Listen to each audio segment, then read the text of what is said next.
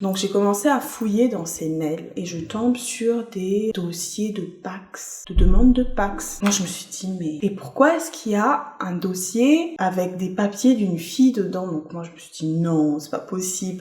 Hey guys, j'espère que vous allez bien, moi ça va, Dieu merci. Pour ceux qui ne me connaissent pas encore, je m'appelle Charline et je vous souhaite officiellement la bienvenue sur ma chaîne. Et pour ceux qui me connaissent déjà et qui me suivent, welcome back mes loulous. Je suis contente de vous voir aujourd'hui, je suis contente de filmer. Bon, comme vous avez pu remarquer, je ne suis pas maquillée et j'ai la peau complètement pétée. J'ai un bouton qui est bien visible qui est là. Mais même si j'ai envie de filmer today, j'ai pas non plus envie de péter ma peau encore plus. Voilà pourquoi je suis pas maquillée. Mais c'est pas le sujet du jour. Aujourd'hui, je me suis dit, écoute, je dois défaire mes tresses parce qu'ils sont vraiment tout pétés. J'ai les pellicules qui commencent à sortir. Donc, au lieu de regarder un film, pourquoi ne pas faire une story time pendant que je défais mes tresses en vous racontant du coup ma vie.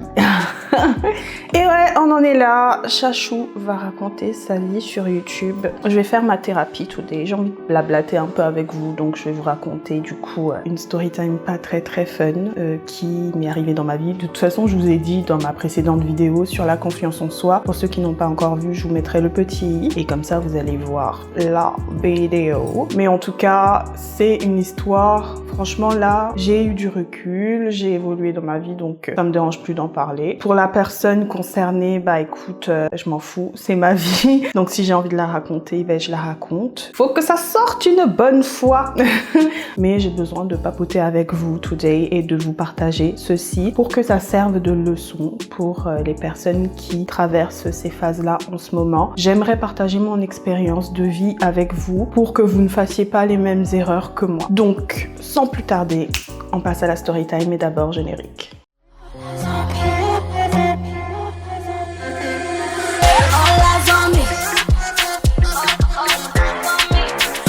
Là, j'espère que vous allez bien m'entendre. J'ai un peu éloigné mon micro-cravate là parce que j'ai pas non plus envie que vous entendiez à chaque fois que je défais chaque tresse en fait parce que je pense que ça va être désagréable. Alors, l'histoire, elle commence quand j'avais 18 ans et demi, donc j'étais pas vraiment mûre dans ma tête quoi. J'avais peut-être la majorité, mais à cet âge-là, on n'arrive pas quand même à faire la part des choses. On est quand même un peu naïf encore. Et à cette époque-là, en fait, je sortais beaucoup. J'étais tout le temps, j'avais une vie tumultueuse en fait.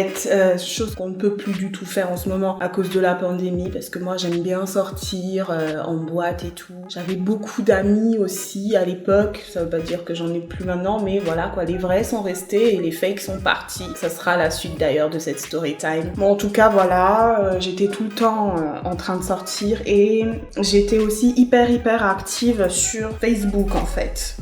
Et donc voilà, je sortais tout le temps, je postais beaucoup de photos de mes soirées et tout ça. Et donc ce gars, j'ai pas donné de nom en plus, je vais l'appeler Erreur parce que c'est franchement une erreur de la vie quoi. Erreur vient me contacter du coup sur mes réseaux en me disant du coup coucou, ça va, je te trouve vraiment jolie, t'es vraiment belle et tout, une belle femme noire, ça te dit qu'on fasse connaissance? Moi à l'époque là en fait, vu que j'avais comme je vous disais, j'étais hyper active sur Facebook et je ne filtrais pas en fait les personnes qui m'ajoutaient, en fait j'acceptais tout et n'importe quoi, tout le monde quoi. Donc voilà, donc je l'ai pas tellement calculé que ça, j'ai même pas regardé, je suis même pas allée chercher son profil à l'époque quoi. Donc après qu'il m'ait envoyé ce message là, je l'ai mis en vue quand même pendant genre 6 mois je crois. Et ensuite 6 mois après, il me recontacte et à un moment donné, c'était un moment où j'étais pas sortie, du coup je m'ennuyais chez moi et tout et j'ai commencé à le répondre. J'ai dit coucou, comment tu t'appelles et tout, présente-toi. Donc je m'appelle Erreur, j'ai 28 ans, j'habite sur l'île à côté de là où tu es. Parce qu'à l'époque là en fait j'étais pas en France, j'étais à Madagascar. Et franchement, je te trouve vraiment jolie, je suis célibataire, machin et tout, bref quoi, il a fait sa drague et tout. Donc les jours passaient, je me suis rendu compte que je passais mon temps à discuter qu'avec lui quoi, je répondais qu'à ses messages et il commençait à dire oui. J'ai fait une révélation comme quoi ça y est c'est bon, j'ai envie de me poser, j'ai envie d'avoir une vie à moi, une femme à moi et tout, et je pense que c'est toi l'élu. Machin bref quoi, comme on dit chez nous, 12 langues, 24 paroles quoi. Et moi, naïve et bête comme j'étais, j'ai craqué quoi. j'ai accepté le truc. Et donc, il me dit... Écoute, je suis décidée, maintenant j'ai envie de te voir. Et à l'époque là, mes parents, surtout mon papa, il était hyper protecteur. C'est toujours un papa coq. Hein. À nos parents et surtout mon père, nous sommes leurs bébés, donc ils veulent toujours nous protéger. Donc à l'époque là, figurez-vous que moi déjà dans la règle de base de mon père, j'avais pas le droit de rencontrer ou de présenter quelqu'un avant mes 21 ans. Mais j'étais vraiment une tête dure, une tête de mule que j'en faisais qu'à ma tête. Et ben franchement, il avait raison mon père. Hein. J'aurais dû l'écouter, mais bon. Donc il me dit, je suis prêt, je vais venir te voir, je veux officialiser le truc, je veux que ce soit sérieux. Et moi, ben j'y ai cru. Je me souviendrai toute ma vie quand j'ai réuni mes parents dans le salon pour leur dire ça y est, j'ai rencontré quelqu'un, c'est le bon. Oh, mon Dieu. Et il va venir et tout. Donc voilà, j'ai envie que vous le rencontriez. Donc mes parents, que voulez-vous qu'ils disent? Ils aiment leurs enfants, donc ils acceptent le délire de leur fille, quoi. Mais je voyais très bien que mon père était réticent et protecteur, et je lui en veux pas, au contraire, quoi. C'est moi la bête dans l'histoire, quoi. J'étais vraiment bête, mais bête, quand j'y pense. Donc voilà, quand il allait venir, en fait, il voulait vraiment venir le jour de mon anniversaire. Donc voilà, il a pris son billet et tout. J'ai tout préparé, mais même si, en fait, j'étais à fond sur lui, je voulais pas non plus que la première fois qu'on se voit chez moi, quoi. Donc j'ai réservé l'hôtel et tout pour lui. J'ai tout fait, en fait. Lui, il avait juste qu'à venir à poser son cul. Pardon. Il venait pour 4 jours, il me semble, ou 5 jours, je sais plus. En tout cas, c'était moins d'une semaine. Et j'en ai parlé même à des copines et tout, elles étaient au courant. On était une bande de 3. Retenez bien ce détail parce que dans la suite, vous allez comprendre. Il arrive, coup de foudre et tout, donc il arrive et directement, je l'emmène à la maison pour le présenter à mes parents. Donc en fait, il est arrivé la veille de mon anniversaire. Genre, j'avais organisé une grosse fête pour mon anniversaire et il est arrivé la veille. Donc, je le présente à mes parents, tout se passe bien et tout, et arrive le soir, il fallait qu'on aille dîner ensemble tous les deux, et c'était mon père qui nous avait accompagnés du coup à l'hôtel où il était. La gênance, j'étais hyper gênée. Et donc lui, il est sorti de la voiture, erreur, et mon père il me dit par contre tu rentres, hein, tu restes pas avec lui. Moi je dis oui, mais moi dans ma grosse tête de mule là, franchement... Hors de question que je rentre chez moi, j'aurais dû écouter. L'univers t'envoie plein de signes, toi t'écoutes pas. Tu es trop bête! Tu es trop bête! Et à l'hôtel où on allait dormir, il y avait une de mes copines en fait qui était là, qui était serveuse. Alors elle, je lui trouverai pas de nom maintenant. Non, je vais bien réfléchir au nom que je vais lui donner parce que elle fera l'objet d'un deuxième story time. En tout cas, elle travaillait là, donc elle me voyait et elle restait avec nous et elle discutait avec nous et tout. C'est vraiment la pote que j'avais vraiment, qui était vraiment restée avec moi à l'époque, quoi. Que je partageais tout avec elle. Bref, voilà, on dîne et tout. Bref, c'était beau, c'était romantique à souhait, tout ce que vous voulez. Et donc voilà, donc je suis pas rentrée chez moi. Je vais pas vous faire un dessin. Et le lendemain, du coup, c'était mon anniversaire. Monsieur, du coup, pour mon anniversaire, du coup, il m'a ramené des cadeaux. Il y a un collier en argent avec de l'aigle marine dessus. Bref, il m'a ramené plein de trucs. Le mec, il m'en a fait voir. Hein. Donc voilà, donc on fête mon anniversaire, tout va bien.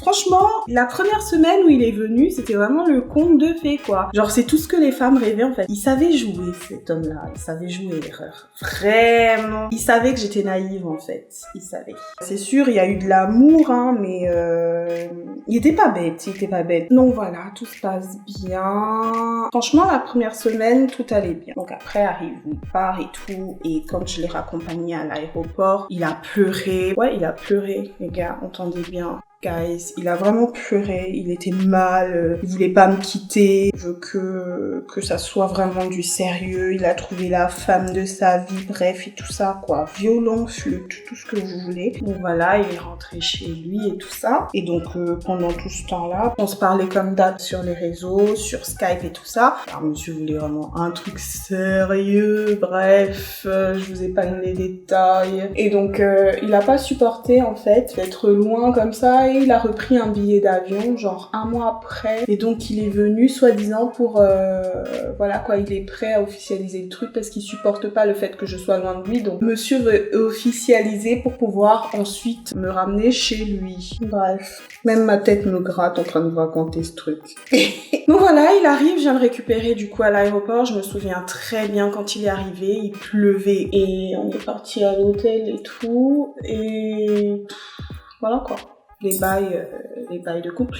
Le lendemain, il me dit, écoute, Ça y est, j'ai préparé l'enveloppe pour la dot pour tes parents, il faut qu'on les voie et tout, qu'on parle sérieusement et tout. et donc il a fait la demande à mes parents. Je vous la fais courte. Hein. Il a fait la demande à mes parents, c'était un petit comité, et donc voilà, on était officiellement fiancés. Aux yeux de la tradition malgache et aux yeux de tout le monde, quoi. Voilà, qu'on était fiancés, et il commence à changer, je vois, il commence à changer dans le type où... Moi à l'époque, comme je vous disais, je vivais. Quand je dis je vivais, c'est que je sortais, je m'amusais, machin et tout, j'étais tout le temps en boîte. Même si j'étais en boîte, j'étais sérieuse, mais voilà quoi, j'aimais bien danser, j'aimais bien m'habiller avec des vêtements près du corps, de toute façon ça n'a pas changé. Mais voilà quoi, j'étais hyper féminine et tout. Et dès qu'on était fiancés, monsieur ne voulait plus que je porte des mini-jupes.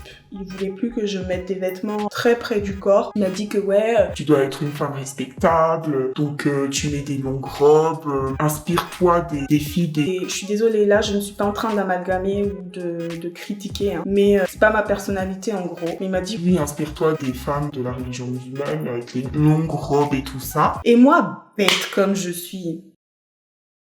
Et...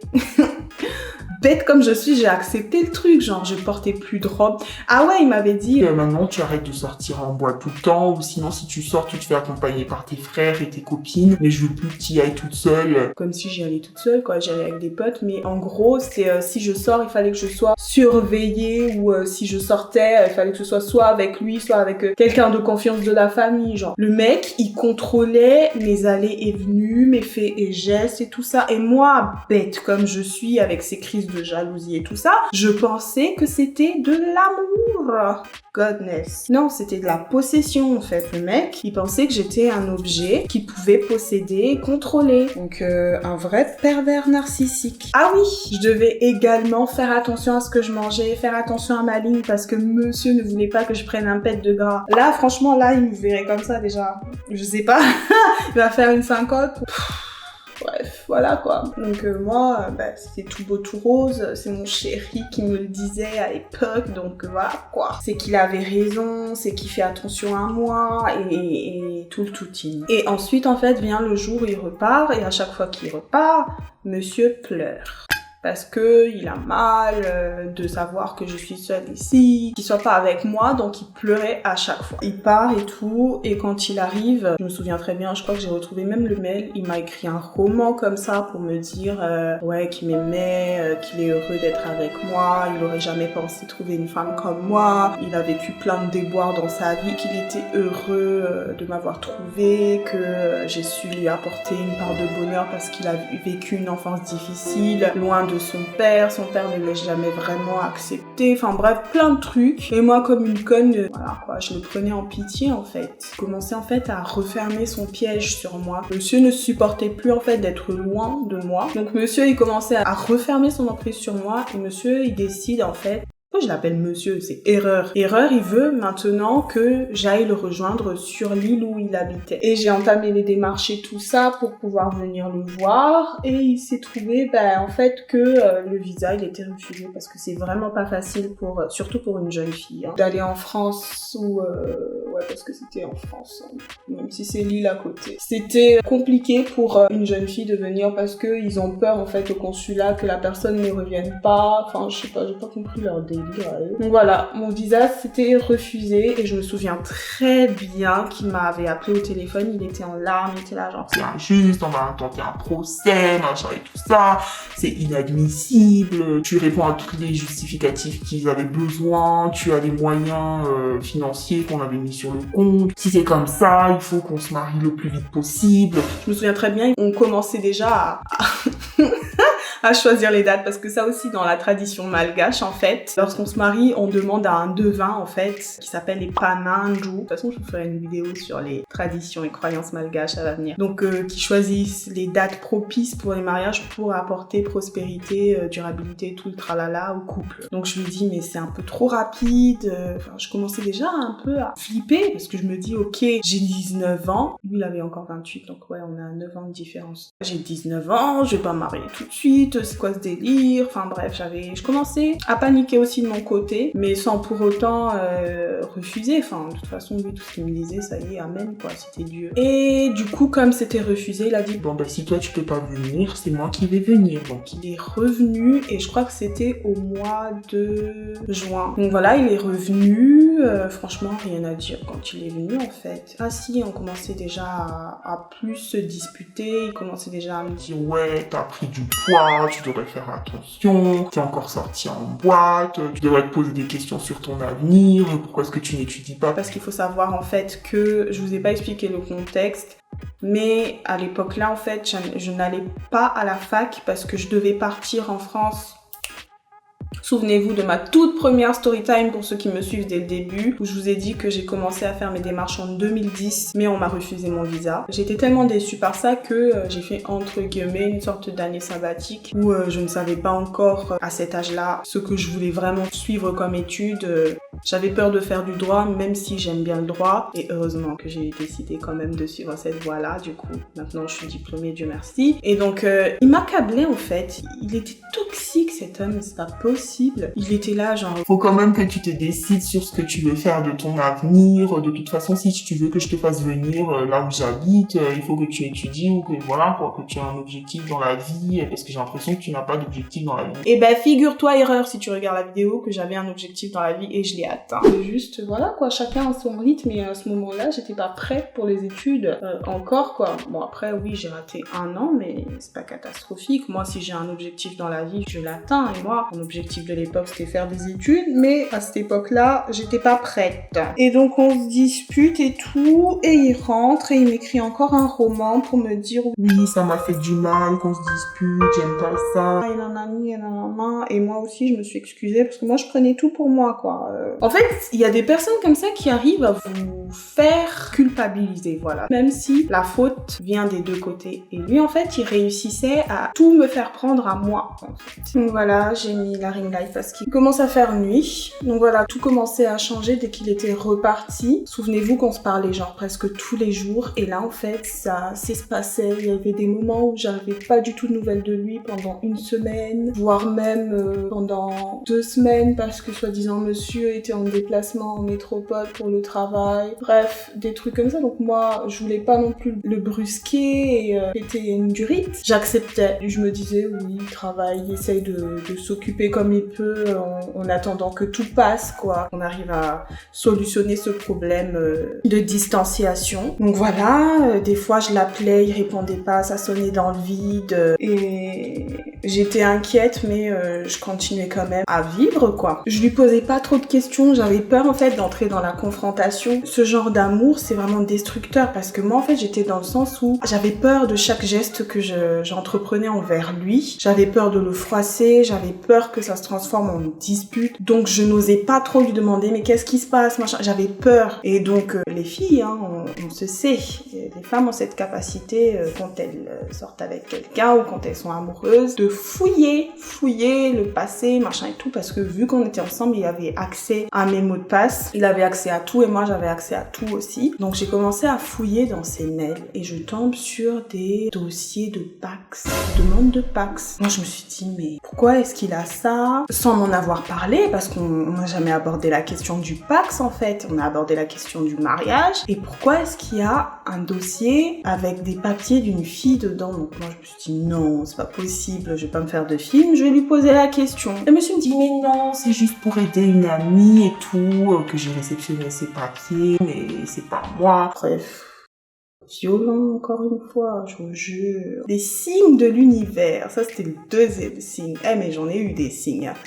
Et j'ai pas écouté. Donc voilà quoi. Je lui en ai parlé et tout, et je me souviens même que ça a éclaté en dispute. Donc il était là, ouais, j'en peux plus, tu es loin de moi, j'ai envie que tu sois là, et toi tu me cherches encore des noises, des problèmes, et tu me fais pas confiance. Nanani, nanana. Bref, il réussissait à chaque fois, mais à chaque fois, à me faire culpabiliser. et à se prendre pour la victime en fait. Et donc voilà quoi, ça a été comme ça. C'est genre des fois j'avais pas de nouvelles de lui, des fois j'en avais, mais à chaque fois qu'on avait des nouvelles, ben on se disputait. Et pourtant moi je prenais sur moi parce que je me suis dit oui, je suis fiancée à lui, je vais bientôt devenir sa femme. Donc en plus il a demandé ma main à mes parents. Et franchement, dans toutes les cultures, je pense quand une personne ose faire le pas d'aller vers tes parents demander ta main, c'est que c'est du sérieux et que il estime mes parents quoi, et qu'il respecte mes parents. Et donc voilà, donc je prenais tout pour moi. Et on va arrêter la story time ici. On en parlera en deuxième partie de la suite parce que c'est très très long. Figurez-vous que cette histoire elle se déroule sur à peu près 6 ans. Ouais, 6 ans cette personne a hanté ma vie en fait. Elle était une ombre là dans le coin et tout. Et donc je vais en arrêter là pour la première partie. J'espère que ça vous a plu cette petite story time. Dites-moi si vous voulez une deuxième partie. Je sais pas si je raconte bien parce que c'est vraiment ma première story time. J'aimerais vos retours là-dessus en commentaire. Et moi du coup,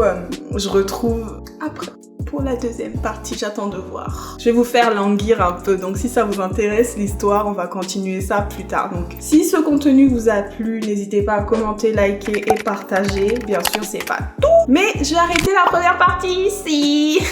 Je suis trop méchante. Donc voilà, je vous fais de gros bisous. N'hésitez pas à vous abonner, donnez-moi de la force. Allez me suivre sur Instagram parce que c'est là-bas que je suis la plus active et comme ça je vois qui sont les vrais, qui font partie de la famille. Et d'ici là, portez-vous bien mes loulous, je vous love et je vous retrouve la prochaine fois. Ciao ciao.